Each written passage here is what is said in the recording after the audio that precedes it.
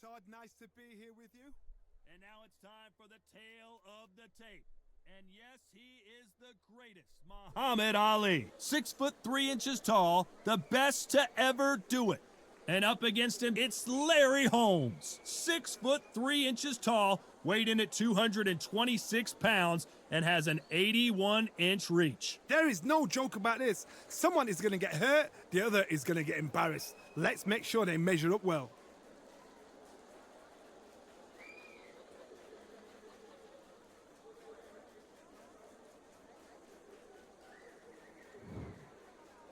Muhammad Ali, the greatest of all time, fighting out of Louisville, Kentucky. Float like a butterfly and sting like a bee.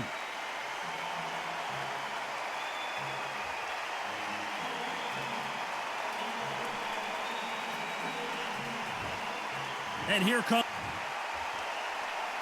This bout is scheduled for 12 rounds of boxing.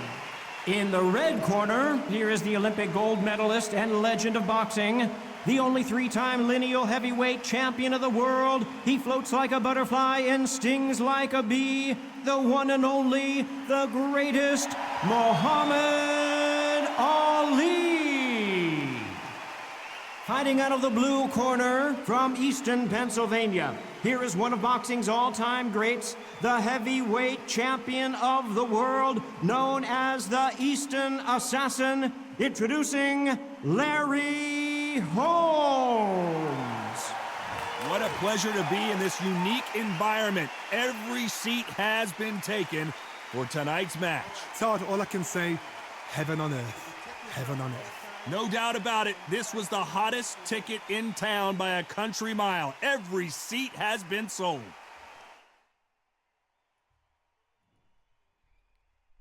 Alright, what's going on, boxing fans and gamers? It's your boy Fightnightsfinest coming at you with another Undisputed video. I'm playing as Larry Holmes, and I know you guys who may be used to watching my videos or used to seeing me on the left side, but just for your information, if you will, as Arachnosoul would say, I'm on the right side of this fight.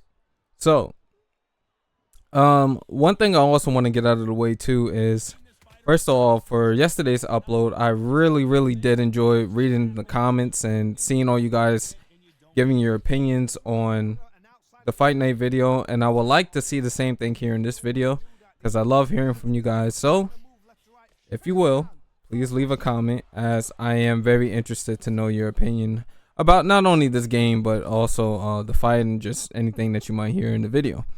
Also, like the video if you haven't, and now that all promotion and stuff is out of the way, let's get to work.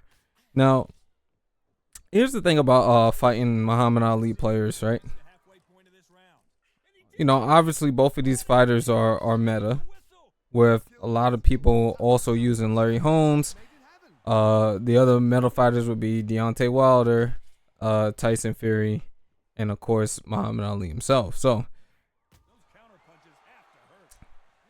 it's funny because Larry was one of the fighters I was most excited for to come out in this game, and I have to say, from the moment I seen like his movement, and even though all of his movement is great, his idols are fucking fantastic, and I think it's definitely one of the highlights that they did with Larry Holmes in this game.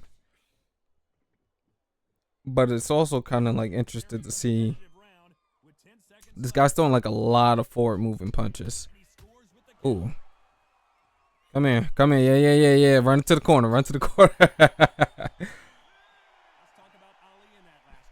So Buddy was causing me to pause because I'm already noticing one of his tendencies is that he throws a lot of punches while moving forward. So that means there's also a lot of opportunities to counterpunch. Now, if counterpunching worked like it used to, where a lot of the openings that you could create with just moving alone would make this fight like super easy. In terms of making sure that I get a knockout. Alright, we got another power shot coming out from Ali.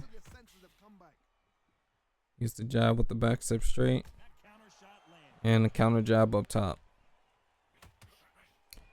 One of the things I don't like about Holmes though, and this was something I was talking about when it comes to idols on this game in general, is why some of them look fantastic. A lot of these idols also don't serve any purpose, because it's almost as if the fighter is always moving as if they were in space rather than moving purposely for where they're standing. So maybe this is a bad thing to kind of mention during this video, but it is something that is actually pretty prevalent, as I noticed for some reason my opponent has switched southpaw. Why that was? In terms of how things kind of work on this game, players, especially if they want to throw the body uppercuts, they're going to tend to want to utilize the southpaw stance. And you see that with a lot of Larry Holmes players in the Undisputed ranked.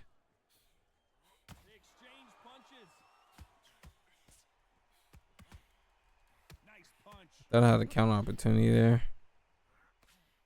Try to walk him into a shot.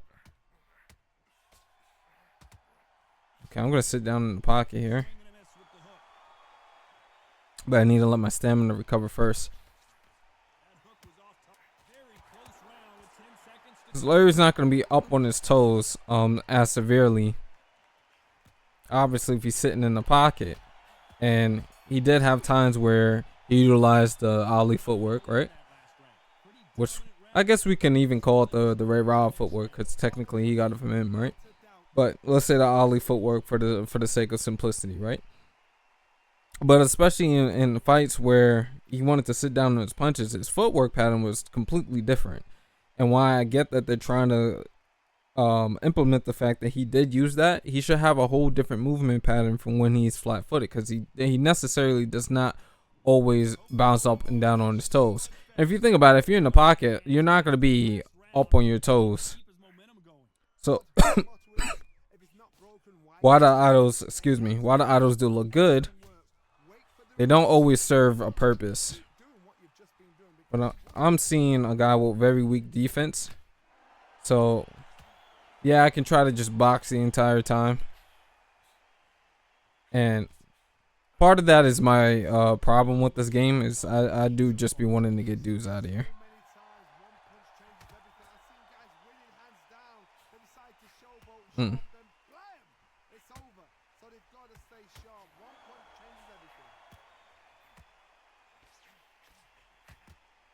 Don't mind taking a trade there. Ooh, if I got the counter hook there, definitely would have been easy. An easy rock.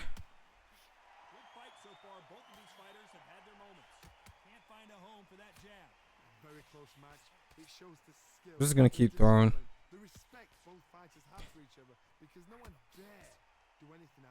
All right.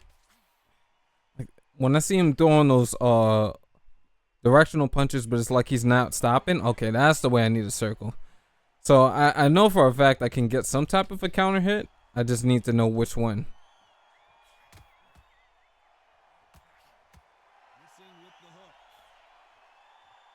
I think he was hurt a lot more than he was letting on there.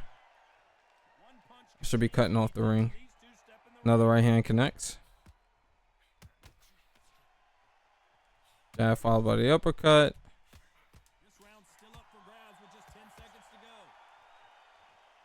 I am also concerned about my stamina draining, because he has hit me to the body a lot.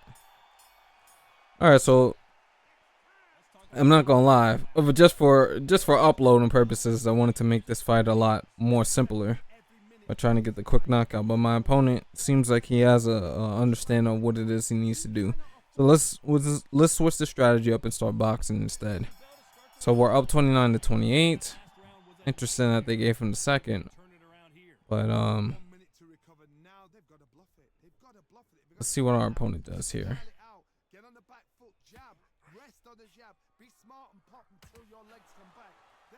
I did pull back on that, but clearly I got hit with the ghost punch. But you see, like the animation is nice, right? When the idol appeared, where he did like the little back juke, he raised his hands. I ain't never seen Ali do that a day in my life, but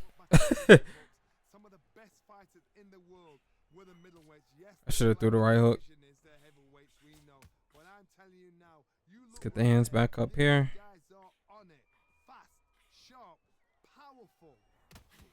Two outside fighters is weird trying to get one of us to lead. This is some of the best action I've seen in any round anywhere this year. I'm going to keep trying to circle to my left here. And the reason I want to circle to my left is I want to make sure I'm not going into the power hand to get hit with that slap hook. Alright. Line the right hand up. Use the back directional jab to get out of the center.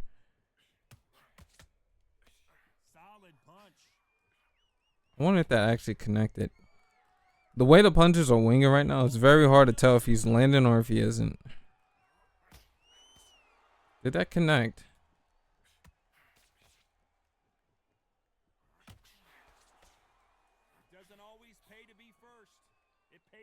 Part of me wants to keep circling this way because he's utilizing his lead a lot.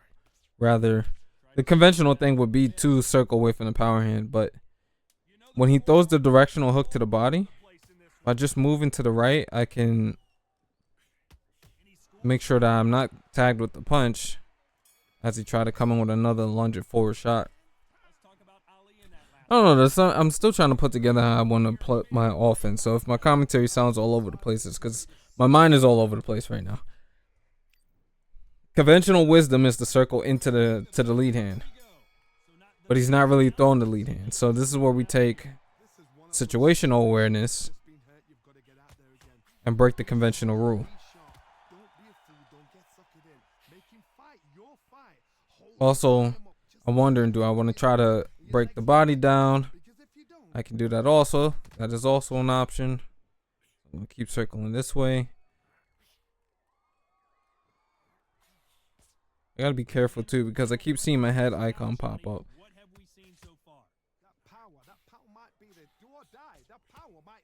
Touch the body there with the jab. Famous Fight Night's Finest move right there. The upstairs, downstairs jab. So he got some type of counter punch, but we hit him with the right hook. Ooh. Let's just move here. I'm gonna jab his head off. Touch the body. Jab again. Jab again. Jab one more time for his trouble. Circle back. 1, 2, 3, 4. And let's see what he does now. That was a good block. Touch him with the jab right to the body. Jab, and I'm trying to set up the power uppercut, but wasn't able to get it. It's fine. I'm happy here. Let's see what he does. Here's the counter hook.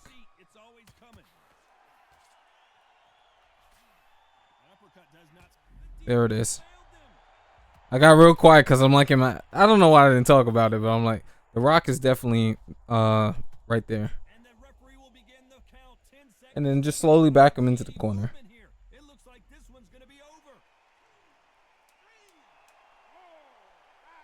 I tell you, man, when you focus or when you locked in and you're just paying attention to every minute detail, it really does wonder for your focus. Alright. Now, I'm still at 75% stamina going into what, round 6, I believe this is. I'm not gonna get impatient though. There's the hook. Second knockdown. Oh man.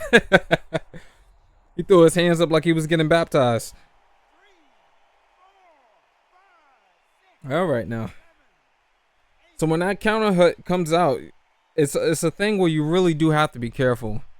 I'm pretty sure I can just walk in and finish him here if he walks directly to the ring. If he circles, that tells me he knows what he's doing, but nope, he comes forward. So, all right. I gave him too much credit. Yeah, that animation where he puts his hands behind him is actually funny. The fact I got it 2 times in a row though is a little disappointing. Now I know personally I'd be having trouble getting up on the third, but he was able to do it. But if he walks forward again without circling, then we know what time it is. Okay, another knockdown incoming. The knockdown occurred already. That's a glitch. Alright, I think this is going to be all she wrote for Muhammad Ali.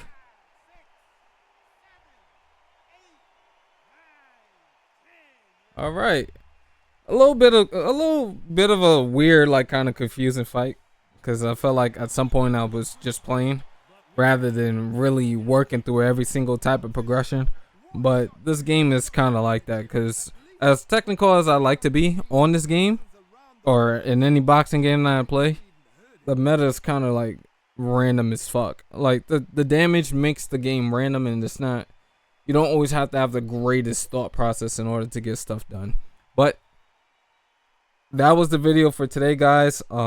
If you enjoyed the video, but I know you guys did enjoy the video, so remember, like and comment, because I would love to know what you guys think, and I'll catch you guys on the next one. Peace.